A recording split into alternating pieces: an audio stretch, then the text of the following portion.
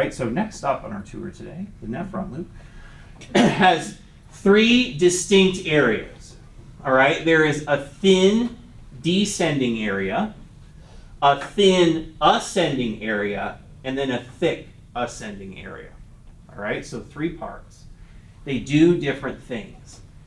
The thin descending segment, highly permeable to water, moderately permeable to most other solutes, okay?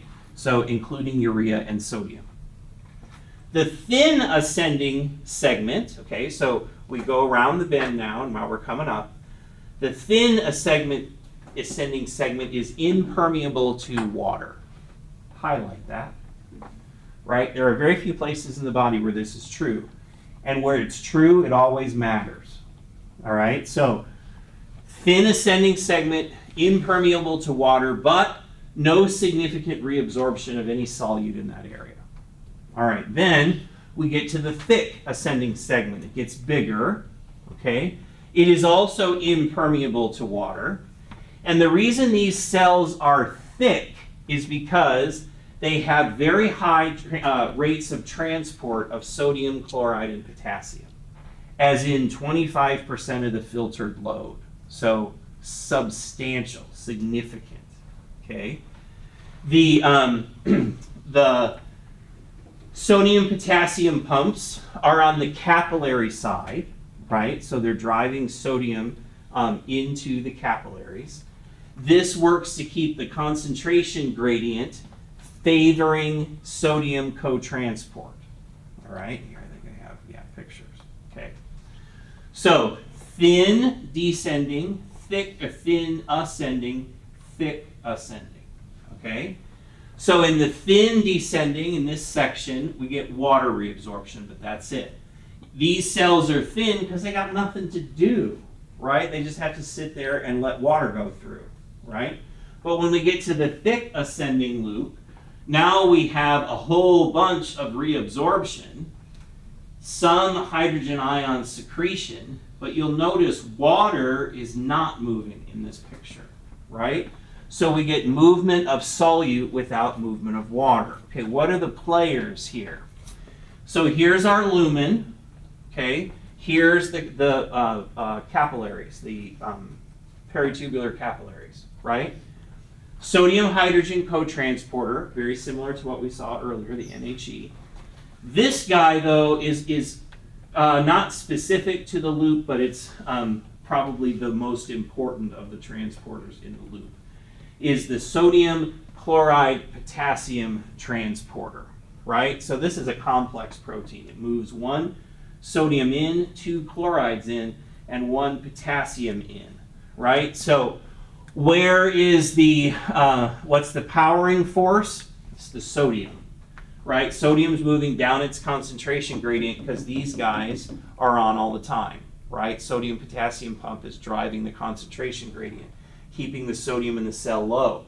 That means sodium is falling down and pulling chloride and potassium with it. Okay, now where does the potassium go? Some of the potassium actually leaks back out. Some of it comes into the cell. The chloride or into the capillaries. The chloride does all go into the capillaries. Okay, so we have this advanced transporter, this one. The sodium potassium pumps keep the intracellular sodium low so that the 1 sodium 2 chloride 1 potassium cotransporter can do its thing. Okay?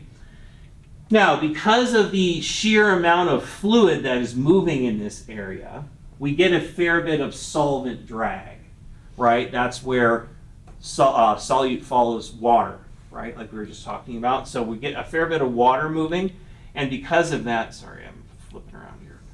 And because of that, we get a fair bit of magnesium, calcium, sodium, and potassium moving through this area as solvent drag.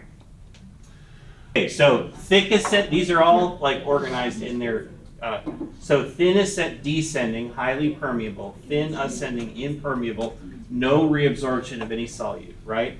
Thick ascending, lots of solute reabsorbed here, but no water.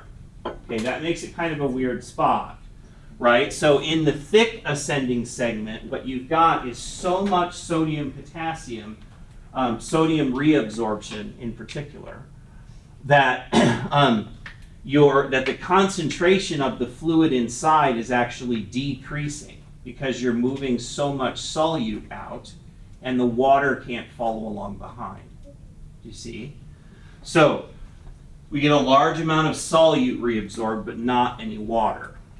All right, so one of the things that I like to point out here, and the book does too, is, diuretics are medications we use to increase urine output, right? There's a variety of reasons we use them. We get rid of edema that way, right? We can treat hypertension that way, sort of, right? We can reduce the plasma volume. So one of the ways that we can affect urine output is by blocking this particular transporter, right? So one of the most famous diuretics is Lasix, right? Lasix is furosemide. And now you know the cause of action. Lasix blocks this sodium 2-chloride 1 potassium transporter. And by doing so, it dramatically increases the urine output. But you can see right here that if we block this transporter, we're blocking some potassium reabsorption. Do you see that? One of the problems with loop diuretics is that they spill potassium, right? So then their potassium levels get really low. Why? Because we're not reabsorbing it right here.